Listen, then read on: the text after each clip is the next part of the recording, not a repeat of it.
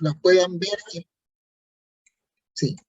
Voy a poner la visualización del presente PPT, a fin que ustedes lo puedan visualizar en panorámica. Unos segundos, por favor.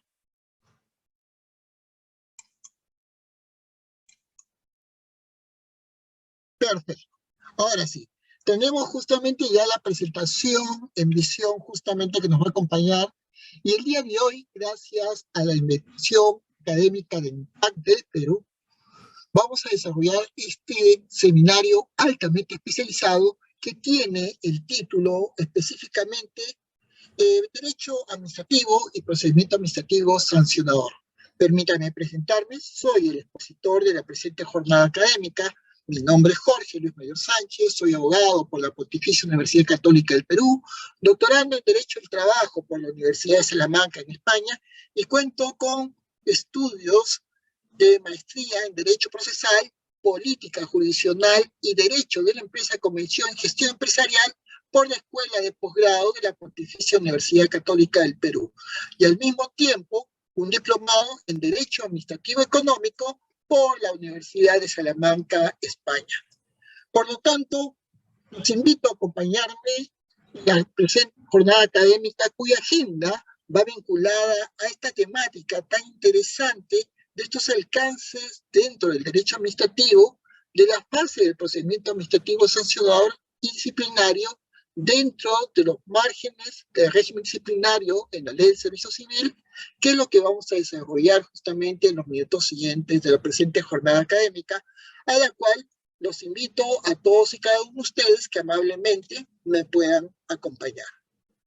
Por otro lado, cuando analizamos la temática del derecho administrativo y el procedimiento administrativo sancionador, procedimiento administrativo disciplinario en el Perú, estamos avanzando hacia una temática que tiene que tener un criterio altamente conocido y altamente determinado.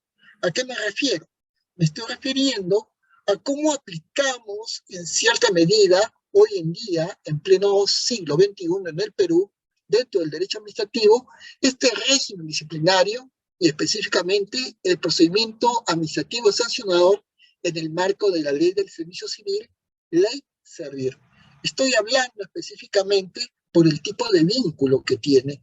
Esta Ley del Servicio Civil, hoy en día, en el Estado peruano, ya está justamente en plena vigencia y se aplica tanto a los servidores en actividad y al mismo tiempo a los ex servidores de los diferentes regímenes laborales que trabajan en el sector público y estatal peruano, como son el decreto legislativo 276, que es la ley de bases de la carrera administrativa en el Perú, pero que al mismo tiempo se aplica a los trabajadores del régimen laboral de la actividad privada que trabajan para el Estado peruano, las personas que están vinculadas bajo el decreto legislativo 1057 a través del contrato de administración de servicios, y aquellos servidores públicos que ya han empezado a iniciar su actividad de prestación dentro del servicio civil en el Estado peruano, pero que están justamente dentro del marco correspondiente, y estamos hablando específicamente de la Ley Servil 30.057.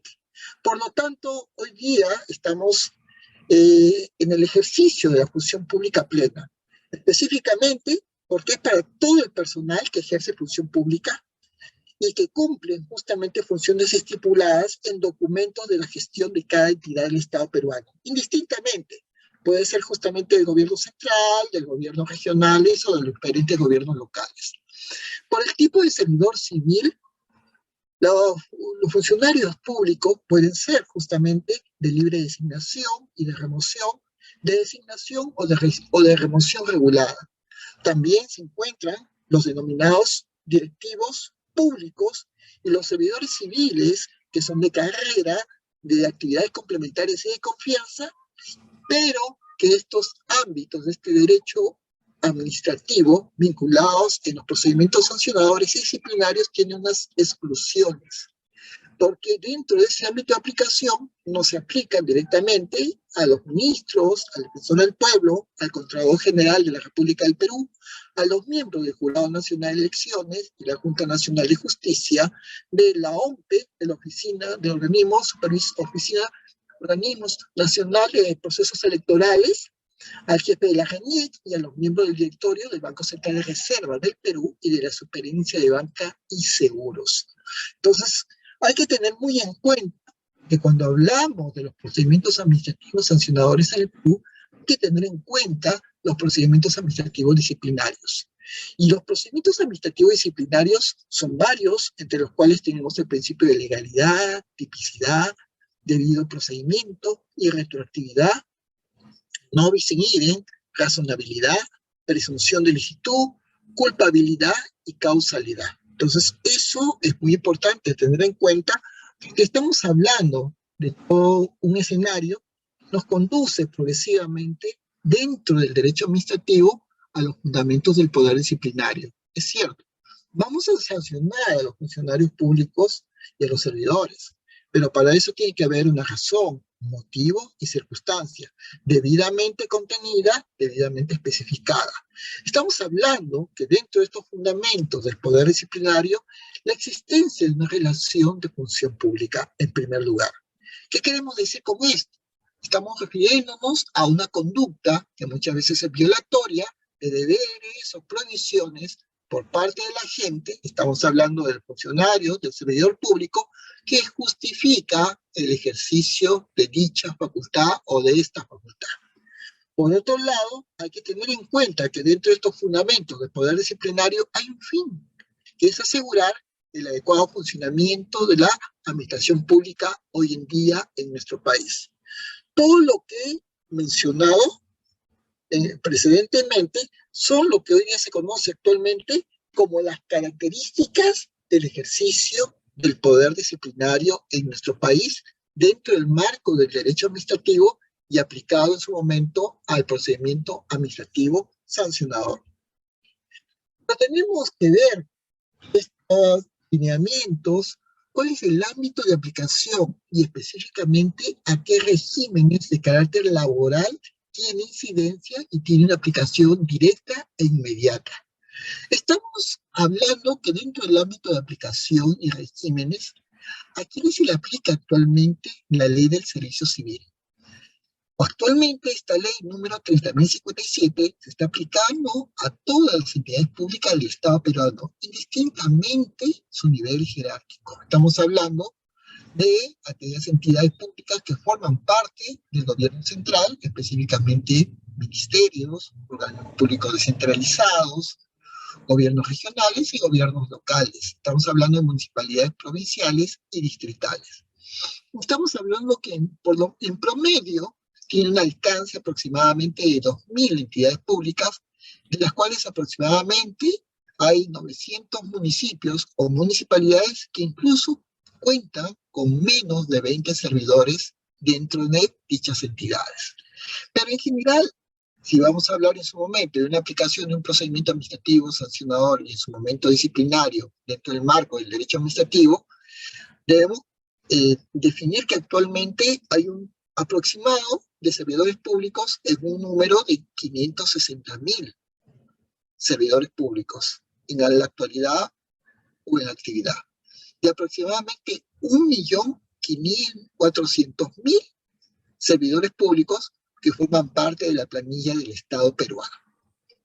Entonces, hay que tener en cuenta que de ese 1.400.000 servidores públicos que tienen muchas veces diferentes regímenes laborales que trabajan para el Estado peruano, de ese grupo, 560.000 aproximadamente se les va a aplicar justamente esta ley del servicio civil.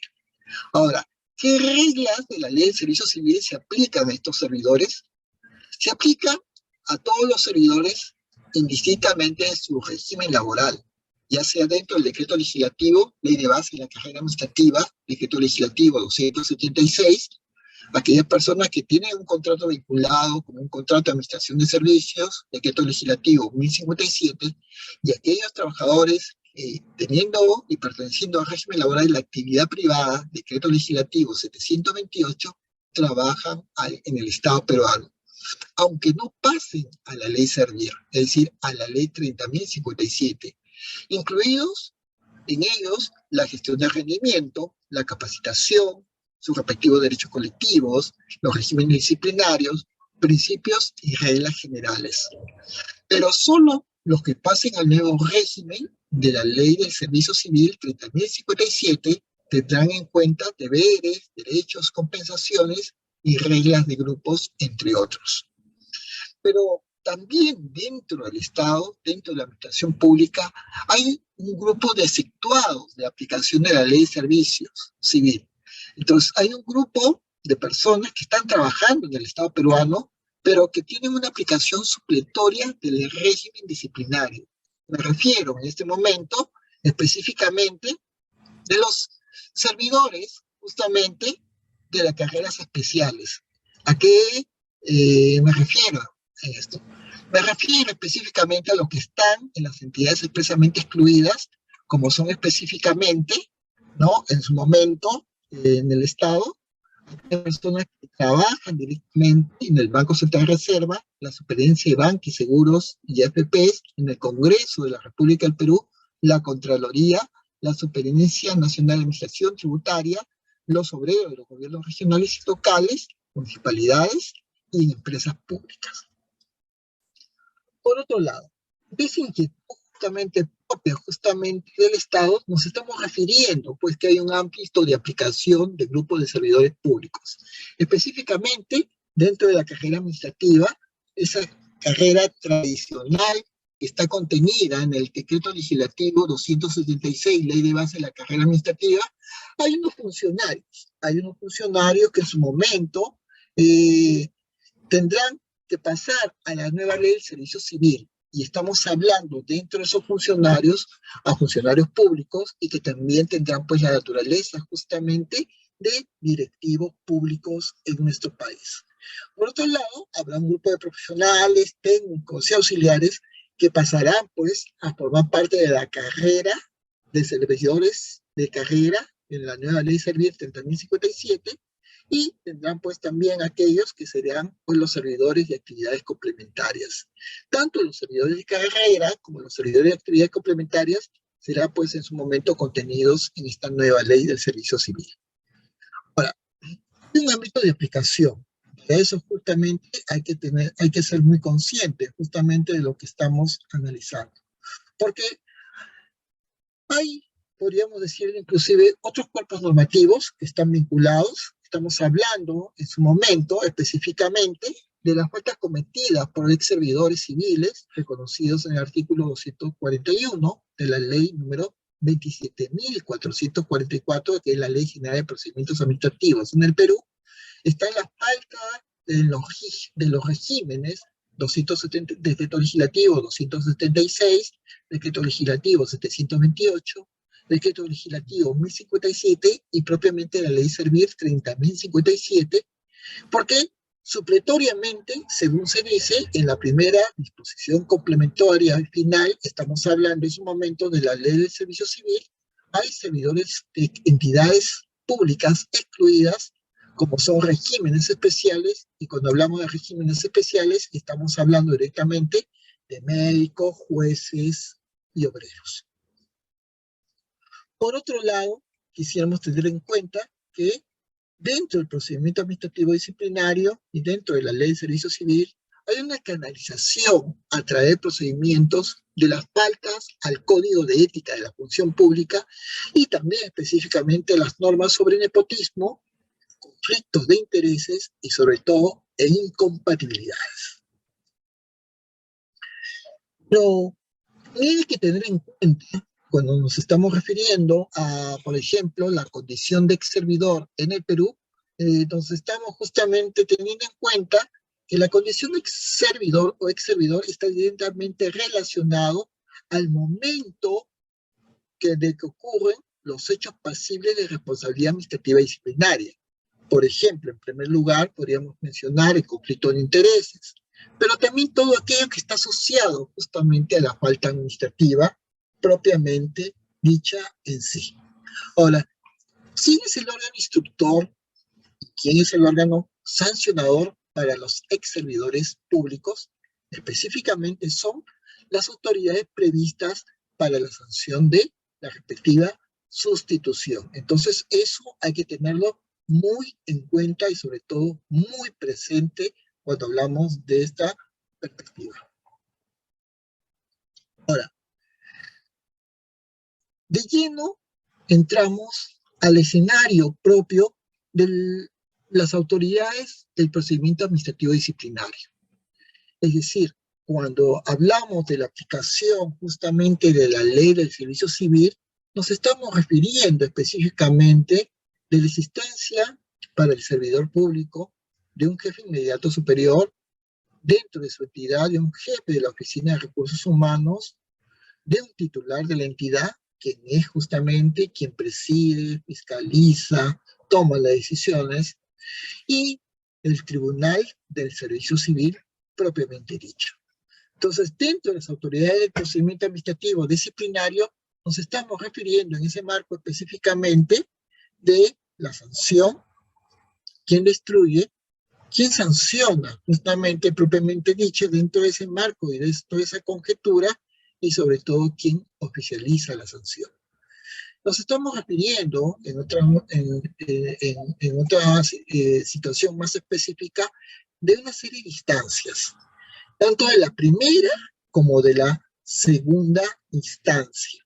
En la primera instancia, dentro de las autoridades de un procedimiento administrativo disciplinario, conforme a la ley Servil, nos estamos refiriendo a la sanción, que es por su graduación desde una amonestación o una suspensión o una destitución. Pero si a un servidor se le termina amonestando, quien instruirá esa sanción de amonestación será su jefe inmediato. Quien lo va a sancionar será su mismo jefe inmediato, pero quien va a oficializar esa amonestación será propiamente el jefe de la Oficina de Recursos Humanos. Pero si se le suspende, esa suspensión será instruida por su jefe inmediato, será sancionado por el jefe de Recursos Humanos de la entidad pública y será oficializada esa sanción de suspensión por el jefe de la Oficina de Recursos Humanos de la entidad. Pero si se opta ya por destituirlo, quien instruirá o quien instruye esa sanción de destitución será el jefe de la Oficina de Recursos Humanos. Quien lo sanciona será el titular de la entidad y quien oficializa esa destitución será el mismo titular de la entidad. Ahora, todo servidor tiene derecho a una pluralidad de instancias. Y si no está acorde o de acuerdo con la sanción del nivel que se le ha impuesto, ya sea amonestación, suspensión o destitución, podrá justamente acudir a una segunda instancia. Por lo tanto, si es amonestado, podrá acudir a una segunda instancia y como autoridad competente tendrá al jefe de la Oficina de Recursos Humanos de su entidad. Pero si es suspendido y destituido, quien será la autoridad competente en segunda instancia para conocer esa sanción que será impuesto de suspensión o destitución será el Tribunal del Servicio Civil. Pero también hay que tener en cuenta que puede darse la existencia de comisiones especiales solo para funcionarios según la Ley Marco del Empleo Público y específicamente la Ley del Servicio Civil, teniendo en cuenta sobre todo los principios de jerarquía y los principios de imparcialidad. Por otro lado, estamos justamente el escenario propiamente dicho de lo que es el procedimiento administrativo disciplinario. Porque si el órgano sancionador, o sea, quien ya sanciona, es el jefe o el gerente de recursos humanos de la entidad pública, si se decide en su momento modificar la sanción de suspensión a una de amonestación, o sea, una variación escrita, hay que preguntarse si se puede imponer la sanción o se tendría que devolver esta sanción, en este caso modificada, al órgano instructor y adecuarse a la competencia establecida. La respuesta inmediata sería que no. Porque en el caso de una sanción ya de suspensión, estamos hablando, y de la sanción de destitución, el jefe de recursos humanos y el titular de la entidad respectivamente pueden modificar la sanción propuesta y variarla a una sanción menor. Por otro lado, los órganos sancionadores no pueden imponer una sanción mayor que la asignada por la ley como parte de sus respectivas competencias. Ahora, en relación a la oficialización de las sanciones impuestas a través del procedimiento administrativo disciplinario, ¿cómo se cumple? ¿Con la sola notificación al servidor o se necesita de la emisión respectiva de una resolución por parte de la autoridad pertinente? La oficialización de la sanción consiste en la emisión de una resolución. Sin embargo, tendría que realizarse lo siguiente en adición. Primero, esta sanción debe ser debidamente formalizada. Segundo, debe ser notificada al servidor público. Y en tercer lugar, ser objeto de su archivo pertinente en el legajo personal del servidor público al cual se le ha oficializado una sanción.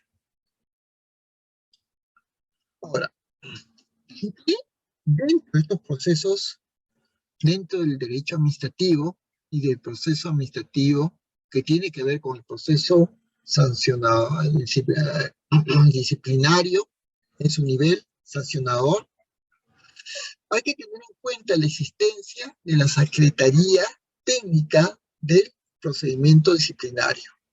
Pero, ¿qué es esta Secretaría Técnica del Procedimiento Administrativo Disciplinario? En primer lugar, sirve para el apoyo de todo el procedimiento administrativo disciplinario. Está a cargo del denominado y llamado secretario técnico, que es designado por la máxima autoridad administrativa de la entidad en adición a sus funciones o específicamente para dicho propósito. Y este secretario técnico, encargado de la Secretaría Técnica del Procedimiento Administrativo Disciplinario, reporta directamente a la Oficina de Recursos Humanos, así no forme parte de ella. Ahora, puede contar con servidores civiles de apoyo, es cierto, teniendo en cuenta la dimensión de la entidad pública, la carga procesal, la complejidad de los procedimientos y también la cantidad de órganos desconcentrados, entre otros criterios.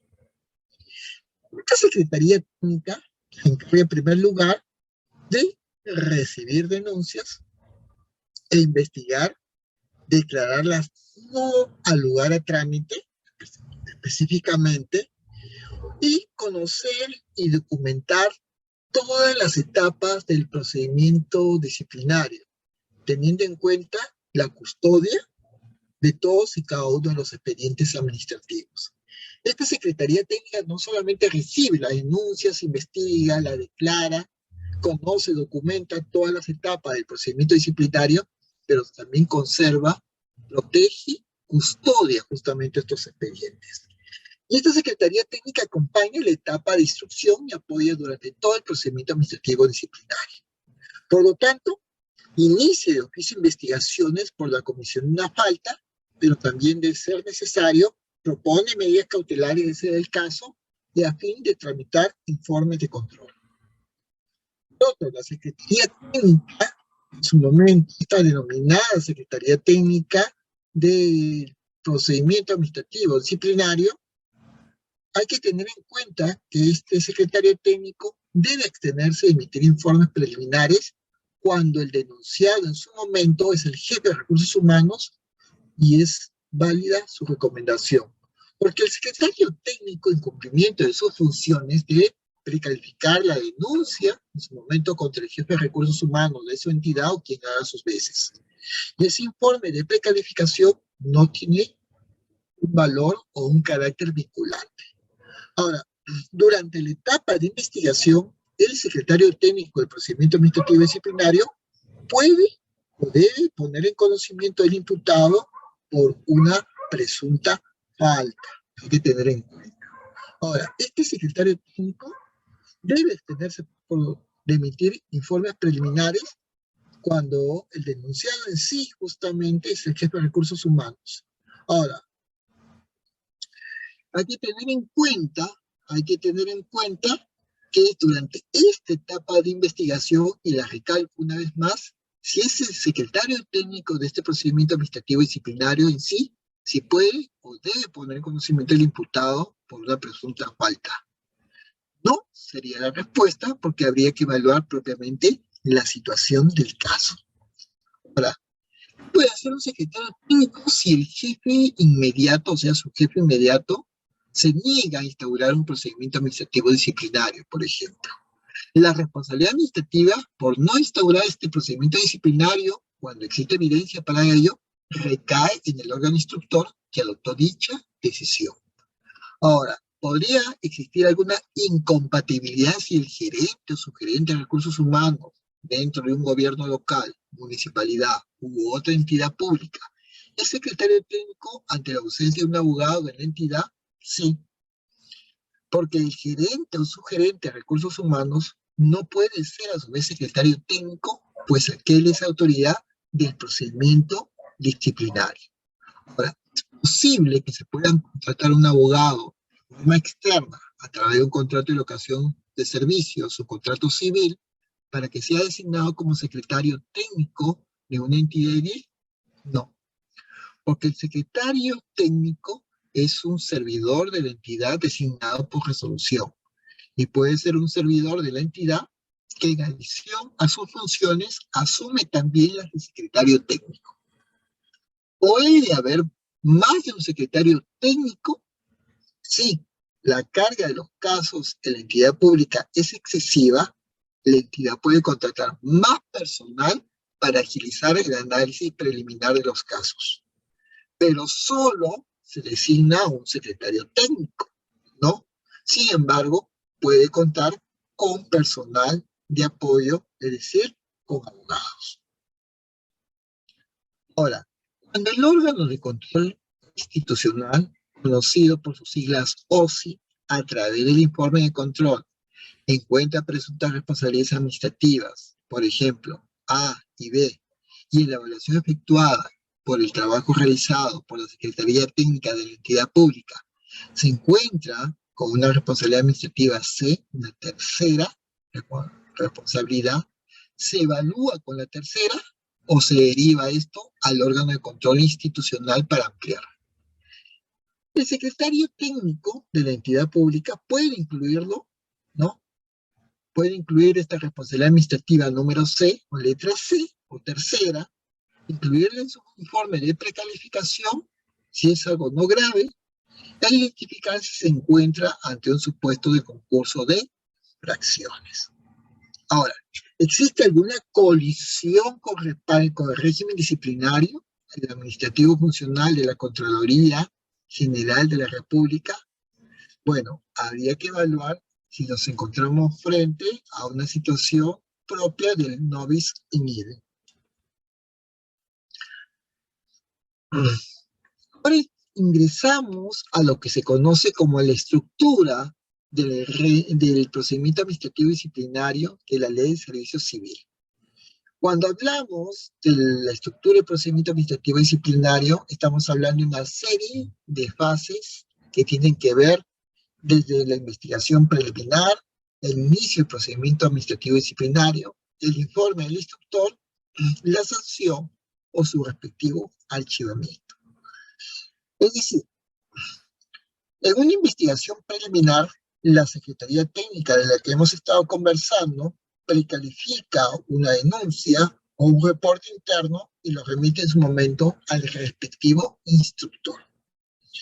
De ahí se da inicio a lo que se conoce como el procedimiento administrativo disciplinario. Entonces hay que tener muy en cuenta porque de ahí habrá pues un documento que contendrá o que contiene la imputación de cargos que será en su momento debidamente notificado al servidor público.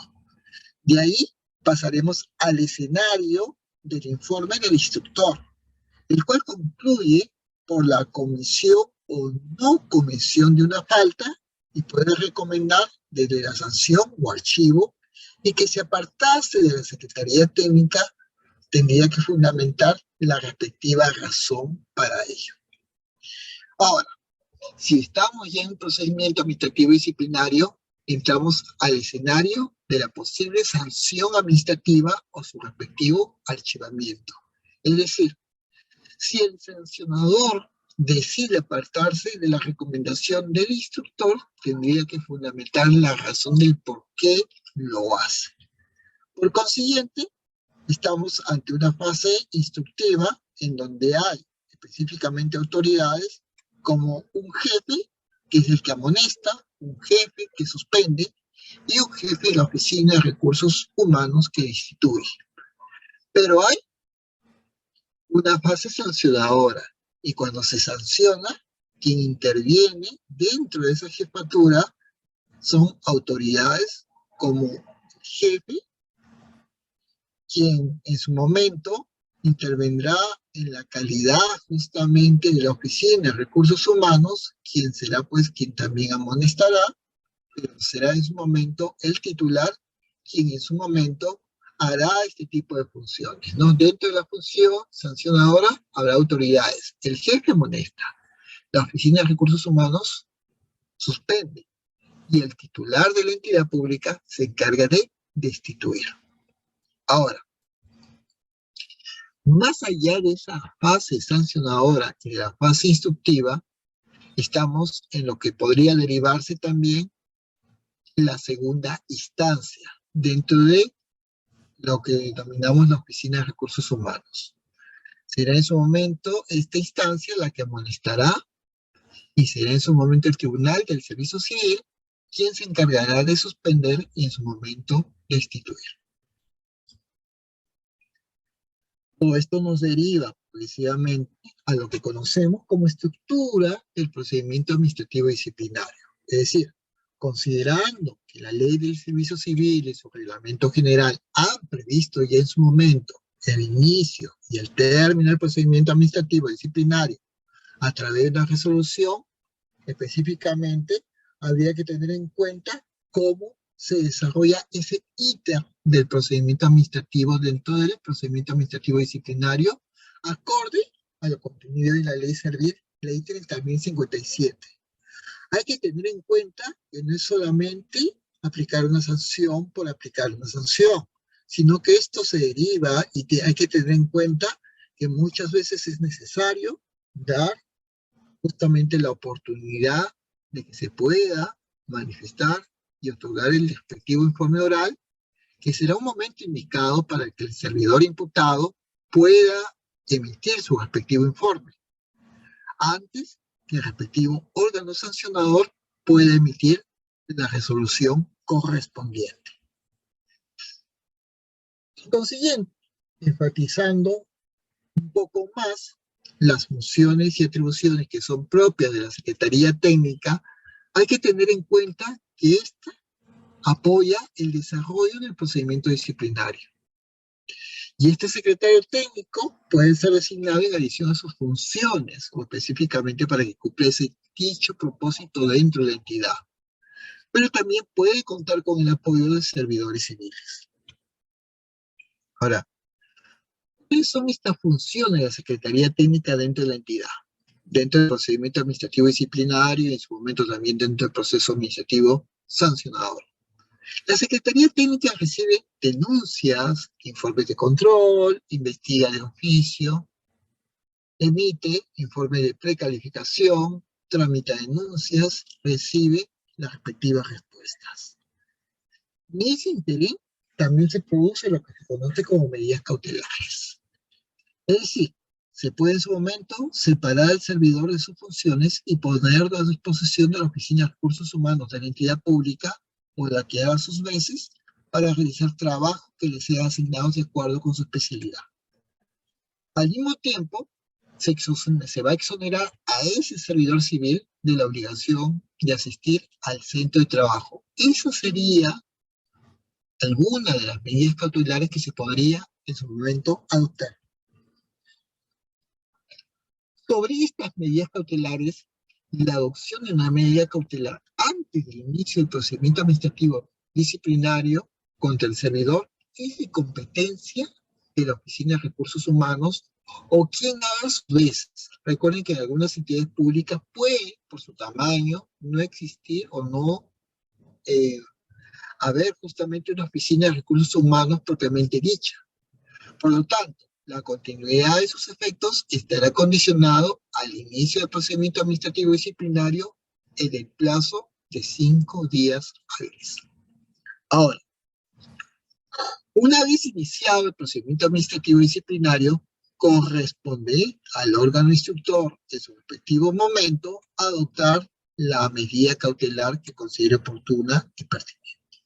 Ahora, tanto el órgano instructor como el órgano sancionador están facultados para modificar o revocar, de considerarlo prudente y adecuado, la medida cautelar dictada. Por otro lado, esa medida cautelar no es impugnable, y eso hay que tenerlo muy en cuenta. Otra situación que acompaña es la prescripción. ¿Y qué es la prescripción? Son los plazos de prescripción dentro del procedimiento administrativo disciplinario. Porque iniciado o al inicio del procedimiento administrativo disciplinario, se podrá pues ejecutar o iniciar un procedimiento disciplinario hasta 3 años desde que se conoció la falta y 1 año desde que tomó conocimiento de la misma falta la Oficina de Recursos Humanos de la entidad pública. Pero durante el procedimiento administrativo disciplinario, o sea, ya está en curso, está en marcha, está abierto, habrá 1 año entre la notificación del procedimiento administrativo y en su momento hay que ser consciente desde 1 año en que se le notifica el respectivo del inicio del procedimiento administrativo disciplinario y la emisión de la resolución de sanción. Y en el caso de los ex servidores públicos, se iniciará un proceso administrativo disciplinario que podrá tener y caer a un plazo de prescripción desde los 2 años desde que la entidad tomó conocimiento de la comisión de la falta. ¿Cuál es esa aplicación temporal del procedimiento administrativo disciplinario? Antes de la entrada en vigencia de la Ley de Servicio Civil, había unos procedimientos administrativos disciplinarios antes de la fecha del 13 de septiembre del año 2014, por faltas que se habían cometido con anterioridad a dicha fecha. Y estos se seguían y se seguían tramitando conforme a sus reglas de inicio dentro del Decreto Legislativo 276, Decreto Legislativo 728, Decreto Legislativo 1057, con relación a comisiones, procedimientos, faltas, sanciones, hasta que culminen en segunda instancia. Pero una vez que ya entró en funcionamiento justamente la denominada Ley del Servicio Civil, los procedimientos administrativos disciplinarios iniciados a partir del 14 de septiembre del año 2014 hacia la fecha, por faltas cometidas en su respectivo momento con fecha anterior, se llevan a regular según las reglas procedimentales y según el procedimiento contemplado en la Ley de Servicio Civil. Entonces, eso hay que tener muy en cuenta desde ese marco en donde se contempla la entrada en vigencia del régimen disciplinario de la Ley de Servicio Civil aplicable a todos los regímenes laborales que se encuentran justamente dentro del Estado peruano. Ahora, ¿qué sucede con la aplicación temporal del procedimiento administrativo disciplinario? Estamos hablando de que si son nulas las resoluciones de inicio del procedimiento administrativo disciplinario bajo el régimen del Decreto Legislativo 276, emitidas hasta el 13 de septiembre del año 2014, y las mismas que fueron notificadas recién a partir del 14 de septiembre del año 2014 en adelante. No, porque hay que tener en cuenta lo que está contenido en la revisión de los actos administrativos acorde a la aplicación de la ley número 27.444. En cuanto a las autoridades, forman parte de estos órganos competentes para poner en marcha y en funcionamiento los procedimientos administrativos disciplinarios, ya los hemos mencionado en los minutos previos. Estamos hablando desde las sanciones en primera y segunda instancia, conforme al órgano instructor, el órgano sancionador, la oficialización de la sanción y la gravedad de la sanción, desde una amonestación escrita, una suspensión y una respectiva destitución. Ahora, hoy en día, En nuestro país hay una serie de autoridades del procedimiento administrativo disciplinario, que son específicamente abocados a funcionarios de gobiernos regionales y locales, cuya base legal es, en primer lugar, el artículo 93, numeral 5 o quinto del Reglamento General y la Ley de Servicio Civil. Y en ellos interviene el denominado órgano instructor, el jefe inmediato, pero el órgano sancionador será en su momento una comisión ad hoc nombrada ya sea por el gobierno regional, de tratarse de un gobierno regional, o se nombrará una comisión ad hoc